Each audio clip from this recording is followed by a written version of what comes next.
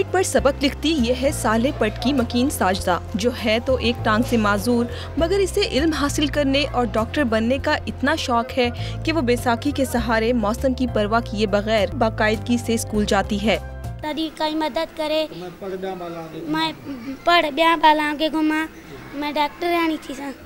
साजदा अपनी इस माजूरी पर शर्मिंदा नहीं, बल्कि लोगों की खिदमत का जज्बा रखती है। इसकी माजूरी पर इसके टीचर और क्लास फेलो भी दुखी हैं। ये बहुत गरीब है, मिस्कीन है, बहुत दूर से आती है। इसको आने के लिए भी कोई व्हीलचेयर नहीं है, तकरीबन 3 किलोमीटर से भी ज़्यादा दूर आती है। मुझे बहुत दुख होता है कि वो मुझसे खेल नहीं सकती और वो पढ़ने के लिए भी होशियार है, हमसे पढ़ नहीं सकती। वो गरीब है, उसकी मदद कोई करो।